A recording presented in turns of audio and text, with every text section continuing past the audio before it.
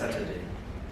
There was hype in Harare about a party which potentially was going to be the biggest party for the year.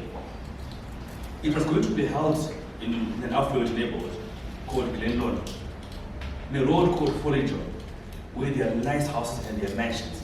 So I had to go there. The only challenge, one had to have a car to get there. So I hatched a plan. I would borrow my mom's car, and since I did not have a license, I would go and talk to Tim, who was a friend, for a license. Tim had recently acquired one and had been given a blue certificate of competency. He did not have a picture, he just had his details. So this made it perfect. All I had to do was memorize the details on the competency certificate.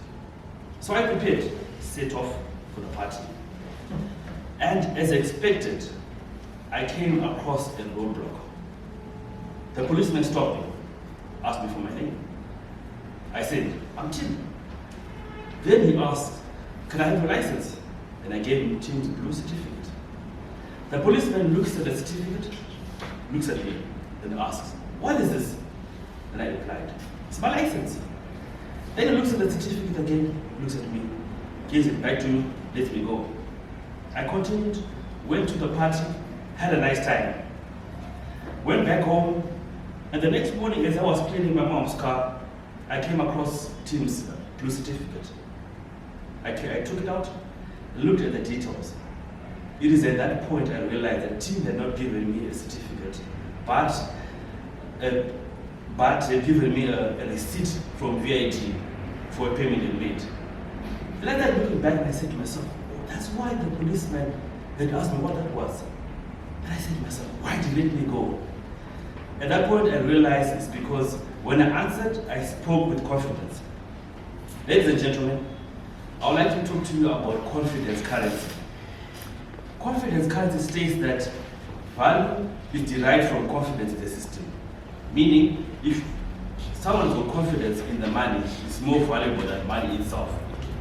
To illustrate this, I would like to go back into history and talk about money and how it was started. In prehistoric times, people used to use barter trade system as a means of exchange. So if one had salt, you would look for one who had sugar, and they would agree.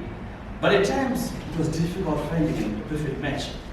So this led to the evolving of money. People started creating commodities, using commodities as a means of exchange. They used gold, silver, cattle, and even salt. In Rome, people used to pay soldiers using salt, and they called this salarium. This is where the word salary came from. Money further evolved, and China made the first paper note. After that, this did not last long because of confidence. Years later on, Europe created paper note and bagged it with gold. This meant each note you had represented gold somewhere in a vault, which was valuable. Somehow the banks decided to remove the gold backing, meaning that paper was a piece of paper, no gold backing. But people had confidence in this system and it made it work. Later on, banks started doing what they call fractional reserve. This is whereby if you deposit money in a bank is allowed to keep a percentage of it and lends it out. I can give an example. John takes $100, puts it in a bank, Bank A. Bank A is allowed to keep 10% and lends out 90 to maybe Peter. And Peter then goes and buys furniture. And the furniture shop now banks that money another bank. So as you can see, we initially had $100, but we got $190. Money has been created. But this system works because people have confidence in it. Recently, in 2008, a man called Satoshi Nakamoto created what we call Bitcoin. Bitcoin is a mother of cryptocurrencies. Presently, all the cryptocurrencies are valued at 3.4 trillion as I speak today. There are no offices for Bitcoin. No one knows who created cryptocurrency. Why is it valuable? It is valuable because people have confidence in the system. Ladies and gentlemen, As we have seen the value of confidence in a system, let us apply the same to something more important. I urge you, consider the confidence currency in your own life, and I ask you to invest in it. Because if you have a strong confidence currency, your value will be appreciated. If you are looking for a job, if you've got strong confidence currency, it increases the chances of getting a job. In business, people are willing to pay a premium for your service if you've got strong confidence currency.